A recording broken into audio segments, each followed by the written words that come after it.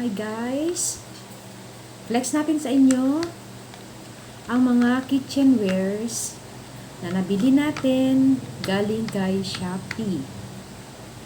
Okay guys? Ito'y medyo matagal na guys, pero nagagamit natin ng mabuti. Dapat talaga, pag tayo ay bibili sa ating online, lagi natin titingnan ang reviews. So ngayon guys, eto makikita ninyo dito guys, ang mga gamit na ginagamit ko galing kay Shopee.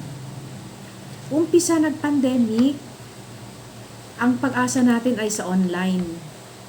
So ngayon guys, hanggang ngayon kahit pwede nang pumunta sa iba't ibang klaseng malls, supermarkets, parang kampante na tayo kay Shopee. O diba guys? Pero dapat alam natin kung ano ang bibilhin natin kay Shopee at maganda ang mga reviews ng seller. Kasi kahit nag-online tayo bumili, kung hindi naman effective guys, wala din. Ang mangyayari kasi, kung halimbawa pupunta ka pa sa mall o sa mga supermarkets o sa mga groceryhan para bumili ng mga gamit mo, syempre, hindi naman pwede hindi ka gagastos pamasahe mo, sa lahat mo, pagkain mo. Kaya, kung medyo tipid tayo, mag-online shopping na tayo. Pero, siguraduhin natin, yung isa shopping natin guys, yung need lang natin. Itsipera muna natin ating mga wants.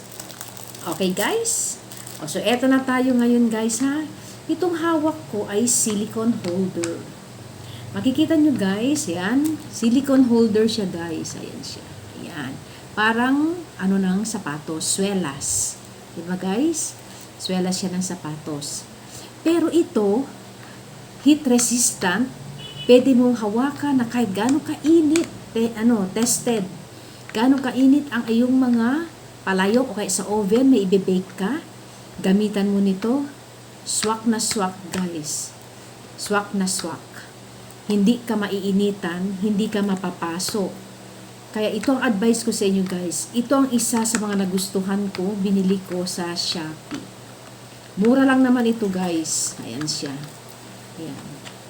Tapos, after mo gamitin ito guys, pwede mo to hugasan, sabunin, hugasan, patuluin, hanggang mag-dry up siya. Pag nag-dry up na siya guys, pwede mo na siya itago. Okay? Ang pagtago lang naman nito guys, pwede mong paganyan, pero since silicone naman siya, malambot, pwede mo ipasok na lang ng ganyan para space, siya. Diba? Mas less ang space na magagamit mo. Okay guys, nakita niyo na ang aking pot holder silicone from Shopee. Okay. Next tayo, ito naman guys, di ba pag nagpiprito tayo guys, o kaya may kukunin tayo, parang picker, para siyang picker guys, ayan, para siyang picker, di ba, picker, yan. Kaya lang, ang ayoko lang dito, medyo hindi siya, hindi siya nagpapantay ba, halimbawa, mainit na mainit ang kukunin mo, halimbawa, mainit, o yan, picker siya guys, so parang ganun. Siya na tatabingi, kaya dapat control mo dito sa taas, ito. Control mo yun dito sa pag-ipit. Ayan. Pwede din gamitin mo to parang stand na ganyan guys. Ayan. Ayan, diba? O, stand siya. Stand siya. Ayan. Sabit mo yung mga kaanik-anikan mo dyan guys. Kaya lang, syempre, may tendency mag-slide. Kasi wala siyang support na rubber dito sa ilalim. Okay? Ito. Ayan. Kasi madulas. Tumudulas. Kaya ipang picker na lang natin. Kaya may mga anak kayo makulit pa yan, ipit. Ayan ha, kasi ipit ito, huwag lalapit kay mama, ipit. Magawin ba ito, mas matapit na. Next time guys, ito, hindi ito mawawala sa atin. Lahat ng nanay, lahat ng mga ate at kuya dyan, mga ayan, kahit hindi ito mawawala sa atin. Lagi tayo meron ganito. Great ito. Cheese. Mura lang sa mga Shopee. Kung bibili kayo, advice ko lang sa inyo guys, since mura, bumili na kayo mga 4, 5, 6 each para yung shipping nyo sa 40 pasok. Isipin mo, bibili ka lang ng isa guys. Halimbawa, ito, 20. Tapos yung shipping mo, 38 to 40 or 45. 13 mo na lang kung meron ka mga points, lesser. Pero kung mura lang naman, at magagamit naman natin sa kusina, bibili na tayo mga 10 or 10. Advice ko guys. Kasi makalim ko yan. Cheese. Pwede yung pag-grate mo ng mga carrots, alam yun, para may nag-iit yung mga tidbits. Maraming magagawa dito. Maraming magagawa dito sa ating grate. Hindi lang sa cheese, sa mga carrots, kung gusto mo pakinuhin, pakatsara, ito. Pasok. Russia. Ito mga kaanik-anikan na ito na binibili natin. Kailangan natin ito sa kusina. Hindi pwede mawalan tayo.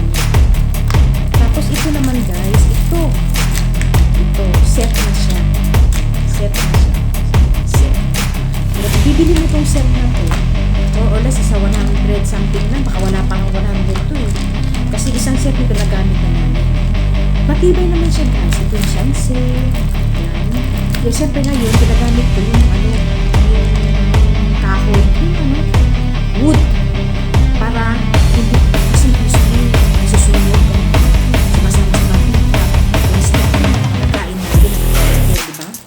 Kaya better ito, mga ganito, sa mga luto na sa mga maghahalo ka, pang-salad, pang-ano, ito mga ganito. Ito din, ito naman pang strainer mo, halimbawa, luka ka ng hindi naman siya mainit kasi parang hindi siya masunog. Halimbawa, mga sa table, mga server, mo lang, gamitin siya. Malaking bagay din. Tapos ito guys, halimbawa, yung mga tawag ito? Yung mga buko juice, o kaya pwede mo gamitin ito. Sabaw. Kasi huwag masyadong mainit para hindi siya matanaw. Para hindi maligaw. At saka hindi natin makain yung plastic. Yung lasa ng plastic nito. Diba? Yung lasa ng plastic. Ayan. May mga parang mga butas siya dito. Para kung ano man nasandukin mo guys, tutulo siya. Makukuha mo lang mismo ang laman. Kaya advice ko talaga magkaroon tayo dito. Kahit isang set, 2 set. Ito. Tapos ito naman, pang mangkok. Ayan.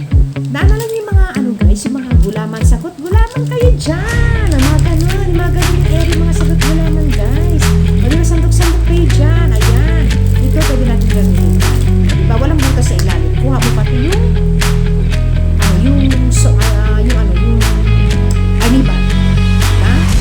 Tapos ito usually ginagamit sa mga spinner, ang halo guys, diba, halo yung ganun, kaya huwag naman masyadong marami, mga 10 kilo na haluin mo kasi manipis na guys. Alam mo guys, pang ganyan magagamit. Hindi ako nawawala nito kasi since nagagamit siya para sa kusina, dapat lagi tayo meron siya dito sa bahay. Huwag nito mawawala. Tayo mga nanay yan, dapat meron lagi dito. Okay? So next natin,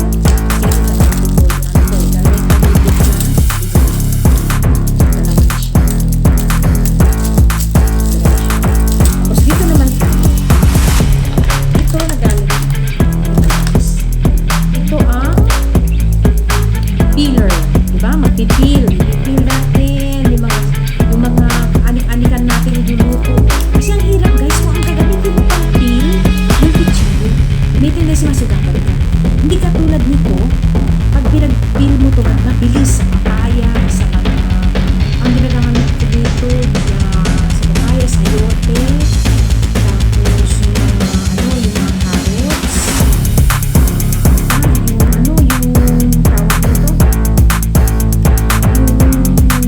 isipan mo balatan na mabilisan.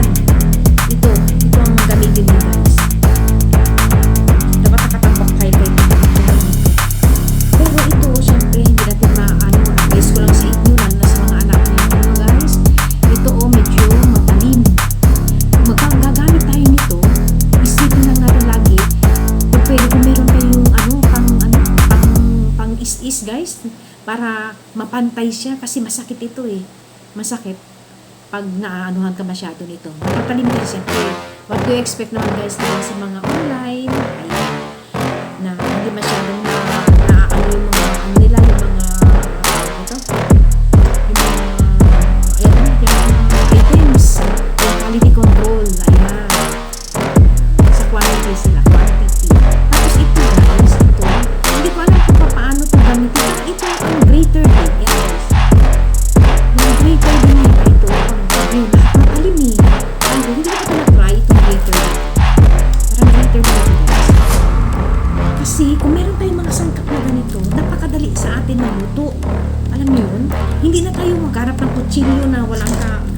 puro naman ang mga kutsilyo natin, guys.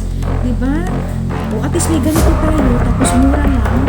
Mura-mura na bibili. Magagamit mo sa kusina. Lalo yung mga mahilig sa kusina o dito. Dapat lagi tayo may ganito. Tapos, ang guys ko ng scissor. Itong scissor natin, guys.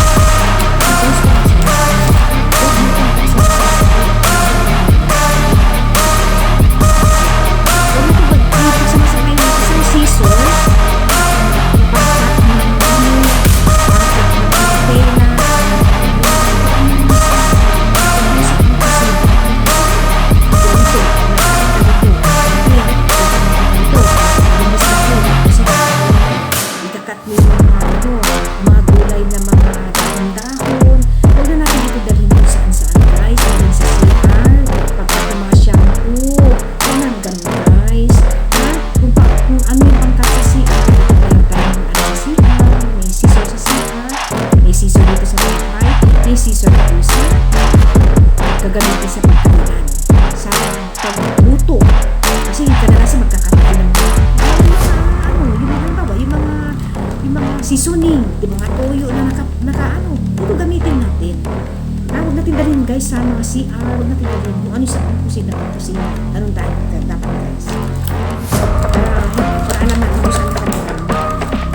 Tapos ito guys, yun ang square yun na.